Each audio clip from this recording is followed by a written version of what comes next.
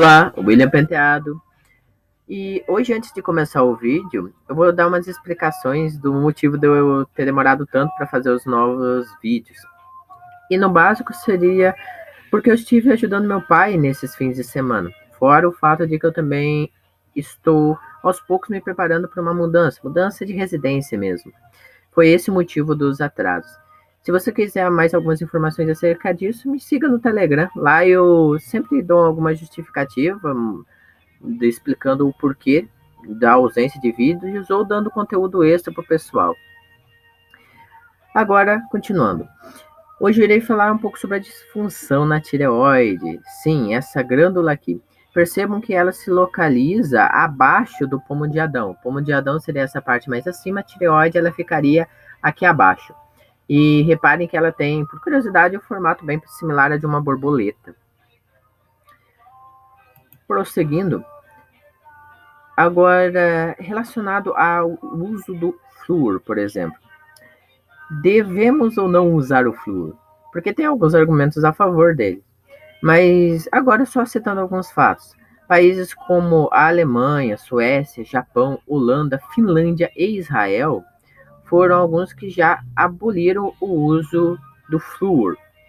Antes eles utilizavam, mas depois, devido a até mesmo alguns estudos, eles resolveram retirar da água. Enfim, sendo que nos Estados Unidos, que eles ainda utilizam o flúor, cerca de 66% das pessoas ingerem flúor vindo da água em maior ou menor quantidade. Sendo que no Canadá esse valor cai um pouco, vai para 39% da população ingerindo flúor.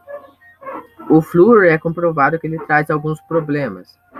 Exemplo, TDAH, ou o transtorno de déficit de atenção e hiperatividade, sendo também alguns problemas relacionados à tireoide. O flúor ele está frequentemente relacionado a problemas como o hipotireoidismo, ou seja, alguma questão da ausência hormonal, nesse caso, dos hormônios advindo da glândula. Falando um pouco mais sobre isso, em relação à parte do desregula ou não a tireoide, sim, o flúor, assim como o cloro, ele acaba por desregular a tireoide. A localização, como eu disse, abaixo do pomo de Adão, aqui, na região frontal do pescoço. Algumas das consequências dos problemas relacionados à tireoide. Bem, primeiro, o que a tireoide faz? Ela produz hormônios que regulam a parte fisiológica do corpo. Basicamente, toda a parte química tem uma função ali. Lembrando que hormônios também eles podem regular a parte do metabolismo, nesse caso da tireoide, principalmente. A parte catabólise, anabólise, construção ou destruição. Então, ou você fica muito gordo, ou você fica muito magro, ou você perde muita massa muscular, ou tem alguma disfunção que pode talvez gerar um distúrbio no crescimento muscular, em exagero em alguma coisa. Sendo que podemos classificar em dois tipos de problemas relacionados a isso. O primeiro, o hipotireoidismo, ou se você preferir, é mais intuitivo dizer tireoide hipoativa. Então, ele é hipoativo. Ela tem menor atividade no seu corpo, então falta hormônios, tem uma produção reduzida. Só que existe um outro caso, que o hormônio, eles são produzidos, na questão de quantidade, é que eu falo, normal. Só que não.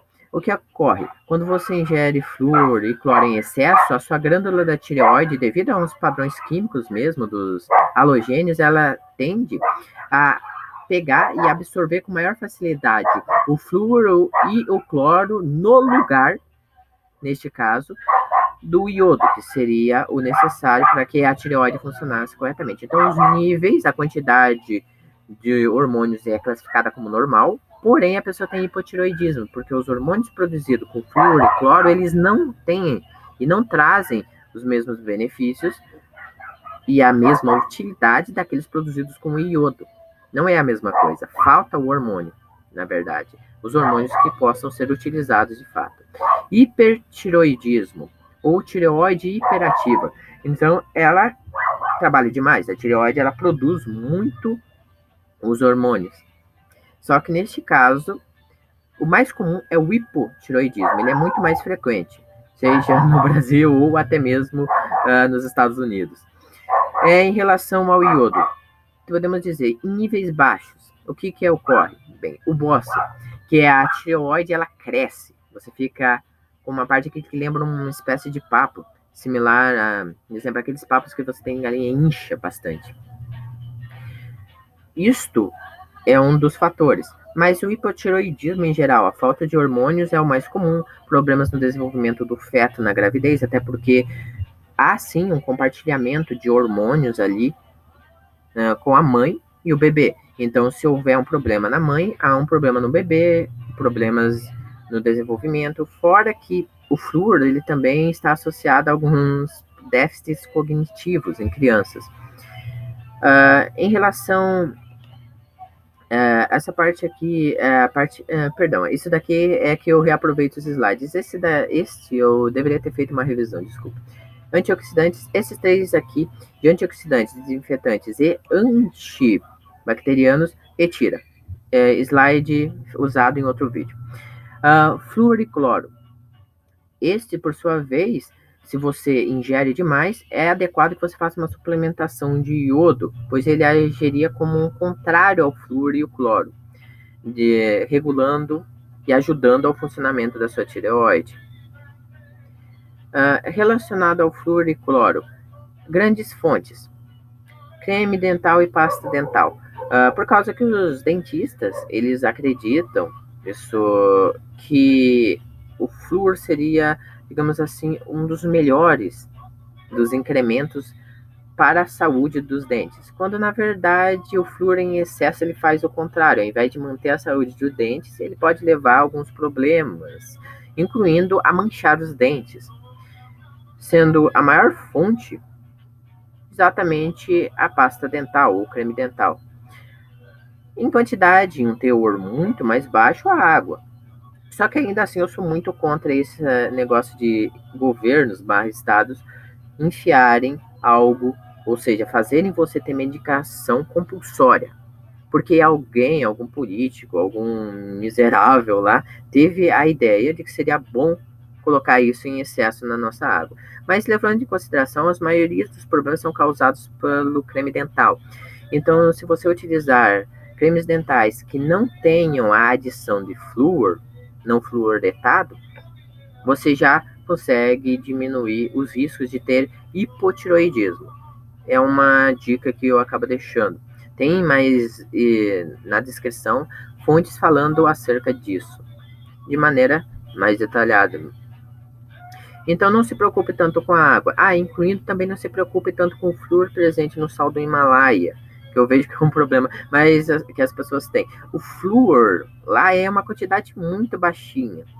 Levando em consideração também que lá há no sal do Himalaia uma quantidade de iodo considerável. Então, mesmo que tivesse flúor ali numa quantidade um pouco mais elevada, o iodo meio que iria contrabalancear, entende? Haveria um equilíbrio ali que impediria com que você tivesse problemas advindos do flúor com o teor comum ali presente no sal do Himalaia.